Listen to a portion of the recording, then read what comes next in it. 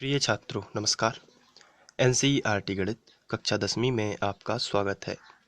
आज हम लोग प्रश्नावली 7.2 का प्रश्न क्रमांक 4 हल करेंगे। तो आइए सबसे पहले प्रश्न पढ़ लेते हैं। इसमें दिया गया है बिंदुओं -3, 10 और 6, -8 को जोड़ने वाले रेखाखंड को बिंदु -1, 6 किस अनुपात में विभाजित करता है। तो यहाँ पर दो बिंदु हैं, ये पहला बिंदु और ये दूसरा बिंदु, इसको जोड़ने वाले रेखाखंड को। तो यदि हम चित्र के माध्यम से देखें और इन दोनों बिंदुओं को यदि जोड़ें और एक रेखाखंड बनाते हैं इस तरीके से, ये पहला बिंदु है जो हमें दिया गया है और ये दूसरा बिंदु है। दोनों को हमने जोड़ दिया तो एक बन गया रेखाखंड को बिंदु -1 और 6 किस अनुपात में विभाजित करेगा। तो ये एक बिंदु है, तीसरा बिंदु है, तो ये रेखाखंड को विभाजित करता है। सो सबसे पहले हम यहाँ पर देखेंगे, इसे हम A मान लेते हैं और इसे हम B मान लेते हैं। इसके बाद ये जो तीसरा बिंदु है जो यहाँ पे दिया गया है, इसे हम C मान लेते हैं। तो ये जो C है इसके निर्देशांक दिए गए हैं -1 और 6, -1 और 6। तो ये पता करना है कि किस अनुपात में, यहाँ पे लिखा है किस अनुपात में विभाजित करता है। तो जब भी आपसे अनुपात पूछा जाए तो आपको अनुपात तो पता नहीं होंगे शुरू में, इसलिए आपको k अनुपात 1 मान लेना है। यानी असल में अनुपात तो k ही रहता है, लेकिन साथ में k के बटे 1 लिख सकते हैं और बटे में 1 यानी अनुपात 1 लिख सकते हैं। इसलिए जब भी आपसे कभी भी अनुपात पूछा जाए आप उसे k अनुपात 1 मानेंगे। k अनुपात 1 मानेंगे, फिर जो भी k का मान आएगा उसके बटे 1 रहेगा, तो वो सही वाला अनुपात प्राप्त कर लेंगे। तो क्वेश्चन में जब भी आपसे पूछा जाए किस अनुपात में विभाजित करता है, तो आपको मान लेना है माना k अनुपात 1 में विभाजित करता है। ऐसी स्थिति में m1 का मान कितना हो जाएगा, m1 का मान होगा k और m2 का मान कितना हो जाएगा 1। तो बस इतना सबसे पहले आपको सीख लेना है।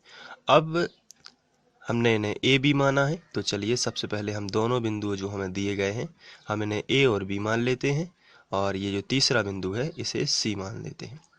तो चलिए पहले हम इसे ही लिख लेते हैं। तो हमने a b मान लिया। अब a b रेखाखंड को विभाजित करने वाला बिंदु c होगा, तो हम यहाँ पे लिखेंगे a b रेखाखंड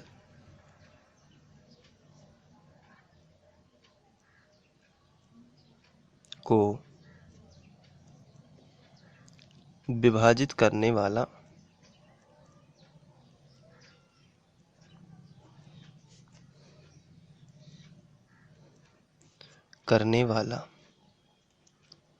बिंदु C और इसके निर्देशांक लिख लेते हैं -1, ये जो तीसरा बिंदु दिया गया है -1 और 6 है। हम चित्र में भी देख सकते हैं, यहाँ पर ये देखिए C बिंदु है, ये AB रेखाखंड को विभाजित करता है, तो ये हमने पहले लिख लिया। अब यदि बात की जाए तो हमें अनुपात पता नहीं है, लेकिन ये जो है C के निर्देशांक हैं। अगर हम C के निर्देशांक फिर से निकालना चाहें तो हम m1, अगर इसकी बात की जाए तो ये है x1 और ये है y1।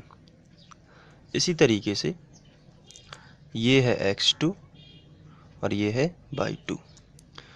तो अब यदि हम C के जो है निर्देशांक निकालें विभाजन सूत्र से, तो उसमें k आ जाएगा क्योंकि उसमें m1 आएगा। तो देखिए जैसे C के निर्देशांक यदि हम लिखेंगे तो ये आएगा, ध्यान से समझ लेना है, ये आएगा m1। पहले तो हम लिखते हैं x के निर्देशांक, जैसे मान के चलिए ये नहीं दिए होते तो हम निकालते थे जब पहले, तो होता था mx प्लस mx बटे m प्लस m और M by plus M by बटे एम प्लस एम। यहाँ पे हम लिख देते थे 12, 21, 12। इसी तरीके से यहाँ पे लिख देते थे 12, 21, 12।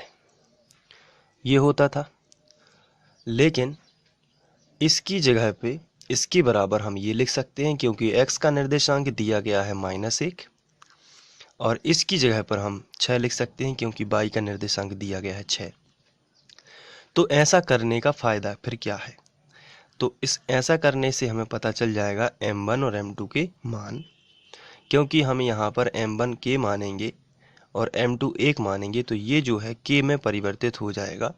जैसे यदि बात की जाए m1 की, तो अगर हम इसको शॉर्ट में समझें, तो यदि हम m1 का मान रखेंगे k और x2 यहाँ पे हमें दिया गया है 6, प्लस अगर हम m2 का मान रखेंगे 1 और x1 हमें दिया गया है -3 बटे m1 प्लस m2 यानी k प्लस 1 हो जाएगा, प्लस 1। ये देखिए, इसी तरीके से ये बाई वाला हो जाएगा m1/2, यानी कि m1 का मान होगा कितना k, लेकिन बाई 2 हमें दिया गया है -8, और प्लस m2 का मान कितना हो जाएगा, तो m2 हमने माना है 1, यहाँ पे लिखेंगे 1, और y1 जो है वो यहाँ पे दिया गया है 10, तो ये हो जाएगा 10 बटे m1 प्लस m2 यानी कि k प्लस 1, क्योंकि m1 m2 दोनों के मान होंगे k और 1 है। और जब इसको सॉल्व करेंगे तो आएगा 6 के धन और ऋण का ऋण, 3 एकम 3 बटे k प्लस 1, और यहाँ सॉल्व करेंगे तो आएगा 8 के और 10 एकम 10 बटे k प्लस 1। और जब हम, लेकिन ये हैं बिंदु C के निर्देशांक, क्योंकि हमने बिंदु C के लिए माने हैं, लेकिन बिंदु C के निर्देशांक हमें दिए गए हैं -1 और 6, तो इसके बराबर हम करेंगे -1, क्योंकि ये -1 के बराबर होगा, क्योंकि ये तो x का निर्देशांक है और ये भी x का निर्देशांक हमें दिया गया था, तो ये -1 इसके बराबर होगा, जहाँ से हम k का मान निकाल सकते हैं। और ये जो है ये 6 के बराबर होगा, तो यहाँ से भी हम k का मान निकाल देंगे, तो k के 2 मान आएंगे, और इस तरीके से हम अनुपात लिख सकते हैं। अगर k का मान अलग अलग आया तो अनुपात 2 तरीके से हो सकते हैं, यदि k का मान एक ही आया तो अनुपात एक ही होगा। तो ये है इस सवाल का करने का तरीका। तो चलिए अब हम लोग इसको सिस्टमेटिक करते हैं। तो अभी तक हमने जो है लिख लिया था, ए बी रेखाखंड को विभाजित करने वाला बिंदु C -1 और 6 है। अब इसके बाद यदि बात करें तो हम इस चित्र में देखें तो यहाँ पे बिंदु C है, और क्वेश्चन जो है वो कह रहा है किस अनुपात में विभाजित करता है। तो हम यहाँ पे लिख लेते हैं, माना रेखाखंड AB को बिंदु C के अनुपात 1 में विभाजित करता है। तो हम यहाँ पे लिख लेते हैं, तो इस तरीके से लिख लेना है, माना बिंदु C रेखाखंड AB को के अनुपात 1 में विभाजित करता है। जब ये विभाजित करेगा तो बिंदु C के निर्देशांक, तब बिंदु C के निर्देशांक इस तरीके से, और बिंदु C के निर्देशांक हम यहाँ पे लिख लेंगे। अब वो निर्देशांक क्या है, तो यहाँ से हम निर्देशांक जो विभाजन सूत्र होता है वही यहाँ पे हम लिख रहे हैं। तो विभाजन सूत्र लिखने का तरीका मैंने आपको पहले भी बताया है। हम लिखेंगे mx प्लस mx बटे m प्लस m, और बीच में लगेगा कॉमा, यहाँ पे लिखेंगे m by plus m by बटे m प्लस m। अब हमें यहाँ पे लिख देना है 12, 21 बटे 12। इसी तरीके से यहाँ पे 12, 21 और 12, ये बिंदु C के निर्देशांक हैं। तो जो रेखाखंड AB को विभाजित करेगा, जिसके अनुपात हमें ज्ञात करना है, हम उसी के निर्देशांक निकालेंगे। लेकिन उसके निर्देशांक तो प्रश्न में दिए गए, तो ये केवल तुलना करने के लिए है। तो चलिए ठीक है, हम बिंदु C के निर्देशांक निकाल लेते हैं। यहाँ पे लिखा है M1, तो हमने जो है वो M1 माना है K और M2 माना है K, क्योंकि यहाँ पे हमने लिखा है कि बिंदु C रेखाखंड AB को K अनुपात 1 में विभाजित करेगा। तो यहाँ पे M1 होगा वो होगा K, और M2 जो होगा वो उसे लिखेंगे 1 के रूप में। चलिए, अब M1 कितना है K, तो यहाँ पे हम लिख देते हैं K। X2 कितना है, तो X2 के लिए हम यहाँ पे देख लेते हैं बिंदु A और B के निर्देशांक। यहाँ पर ये देखिए, ये X2 है 6, तो आप लिखोगे यहाँ पे 6। आप चाहें तो ऊपर X1/1 X2/2 बता सकते हैं। तो और मैं चित्र में आपसे समझा रहा हूँ। X2 कितना है 6, तो यहाँ पे लिख लीजिए 6, फिर प्लस है तो प्लस। M2 कितना है, तो M2 हमने माना है 1, तो यहाँ पे हम लिखेंगे 1। और X1 कितना है, तो ये चित्र में पता चलेगा X1 है -3, यहाँ पे लिखेंगे -3। फिर M1 + M2 यानी K + 1। इसके बाद कॉमा लगा देते हैं।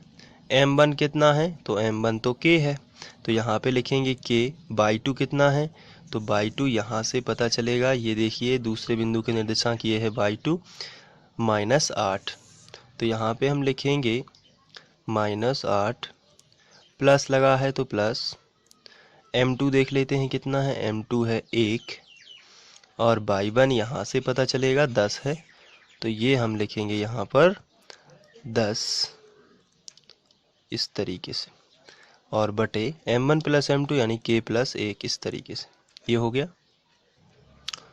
अब इसको और सॉल्व कर लेते हैं, तो यहाँ पर सॉल्व कर लेते हैं। 6 का गुणा K में करोगे तो क्या आएगा, 6K, प्लस माइनस का माइनस, 3 एकम 3, बटे K + 1। इसी तरीके से यहाँ पे 8 का गुणा K में करोगे तो -8K, और 10 एकम 10, और बटे K + 1। ये हो गया। इसके बाद ये हो गया 6K - 3 K + 1, 8K - 3 8K + 10 बटे K + 1। लेकिन यहाँ पे हमें बिंदु C के निर्देशांक दिए गए थे, ये है -1 और 6, तो हम तुलना कर देते हैं। तो हम यहाँ पे लिखेंगे तुलना करने पर, तुलना करने पर, तो इसकी तुलना करेंगे। ये x के लिए लिखा जाता है और ये y के लिए है, तो यहाँ पर भी बिंदु C के जो निर्देशांक हैं ये x के लिए है और ये y के लिए है। तो इसके बराबर क्या होना चाहिए, -1, और इसके बराबर क्या होना चाहिए, 6। तो चलिए हम लिख लेते हैं 6K - 3 बटे K + 1 बराबर -1। ये हो गया। और तथा इसके बराबर लिख लेते हैं 6, -8K + 10 बटे K + 1 बराबर आ जाएगा 6। ये हमने लिख लिया। अब हम और आगे बढ़ते हैं, तो त्रियक गुणा कर देते हैं, इसका इसमें और इसका इसमें। तो शुरुआत करते हैं। 6K - 3 बराबर -1 का गुणा इसमें करेंगे तो इन सब के चिन्ह बदल जाएंगे। जैसे K का गुणा होगा तो हो जाएगा -K, क्योंकि ये जो K है ये धन का है और इस ऋण में 1 में गुणा करेगा तो -1। इसी तरीके से ये धन का है, ये भी -1 हो जाएगा। यहाँ पर भी कर देते हैं। ये आएगा -8K + 10 बराबर 6 का गुणा K में करेंगे तो आएगा 6K, और प्लस 6 एकम 6।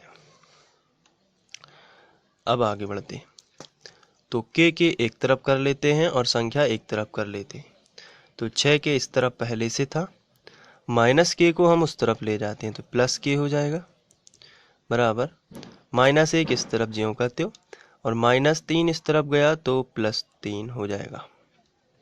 तथा बिल्कुल वैसा इस तरफ करेंगे, के एक तरफ कर लेते हैं, -8 के और +6 के इस तरफ आएगा तो -6 के हो जाएगा, बराबर के इस तरफ आएगा तो -6 के, बराबर 6 पहले से ही था, और +10 इस तरफ जाएगा तो -10 हो जाएगा। आगे बढ़ते हैं, 6 और 1 7 के, बराबर यहाँ पे आएगा 3 में से 1 चला जाएगा तो 2, और तथा -8 और -6 -14 के, बराबर ये जो है 6 में से 10 तो -4 बचेगा, माइनस इसको देख लेते हैं सबसे पहले। तो के बराबर आपको मिलेगा 7 गुणा में है और गुणा वाली संख्या बटे में आ जाएगी, तो 2 पहले से था और ये गुणा वाली संख्या नीचे आ गई बटे में, तो के बराबर 2/7। तथा यहाँ पे देखिए माइनस माइनस कैंसिल, और 2 दूनी 4 और 2 सत्ते 14 हो जाएगा, तो ये हमें मिलेगा 7 के बराबर 2, तो के बराबर मिलेगा 2/7 इस तरीके से। तो के मान बिल्कुल सेम आए हैं, 2/7 2/7, इसलिए अनुपात हमने माना था के अनुपात 1, तो अभीष्ट अनुपात